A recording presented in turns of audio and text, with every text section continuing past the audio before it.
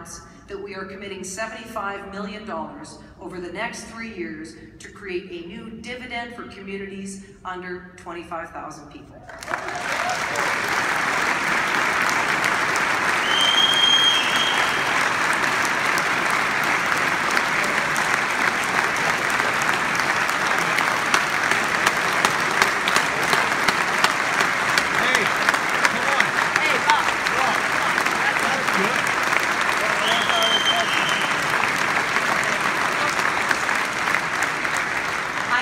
I know that those cheers were not for me, they were for Donna Barnett. Donna, will you stand up?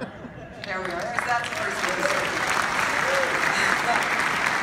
Because, you know, we have protected British Columbia's economy by diversifying it over the years. We have an incredibly diverse economy.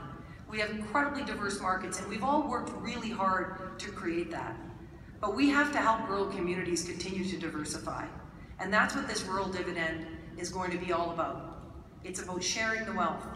It's about doing like Whistler and Squamish are talking about, when they think about how they can take their incredible tourism success and make sure that they're extending that across the South Caribou.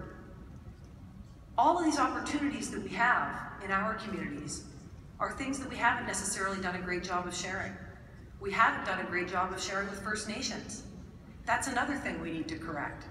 Make sure that First Nations, on whose traditional territory we make resource operations work, are also fully sharing and becoming a part of our economy. First Nations communities, rural communities, and urban communities. Now, speaking of urban communities, we have had an incredible success in technology, something Lisa Helps, Gregor Robertson, and people all over British Columbia, certainly up in Kelowna, will be able to tell you. Companies like Amazon that have moved in. Sony Digital has named Vancouver their global headquarters, up from LA. And that is the hard work that we've done in our trade offices, in your communities, and by making sure that our tax policy is one that's going to work. Victoria's tech scene is exploding at the moment. Okanagan tech scene is over $1 billion today. And now we have this chance, this moment in time, where we've established British Columbia as a tech hub, where we need to start thinking hard about how we can make sure that tech companies also start relocating to much smaller communities. But they can't do that if you don't have high-speed internet. So in this year's budget, you know that we committed $10 million over the next 2 years to expand high-speed internet. And I'm going to give you a quick update today. More than 70 communities will benefit from the first 8 projects that have now been approved, starting with projects in the Kootenays, in Goldbridge, and in Port Alice, right across the province.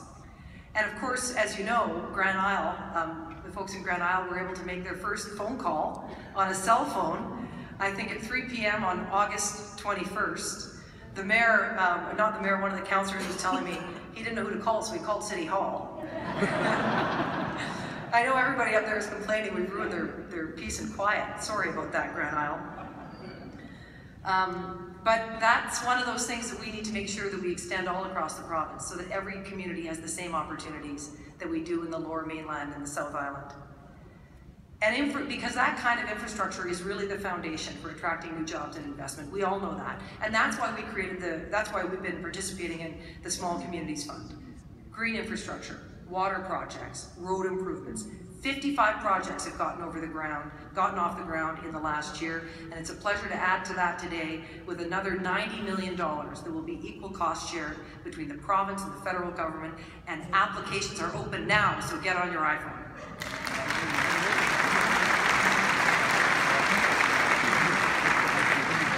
And before I close, I have one more announcement to make because my mayor, Doug Finlater, has moved a motion through UBCM, and I want you to know, Doug and all of you, I heard you. We do have to protect interface communities, and we have to prevent wildfires across the province. And this year we committed to removing $5 million worth of that fuel that is close to our communities.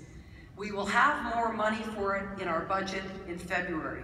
I promise you that, as part of a larger plan. But in the meantime, I'm announcing another $10 million in bridge funding for the Strategic Wildfire Prevention Initiative that we will co-manage with you at UBCM.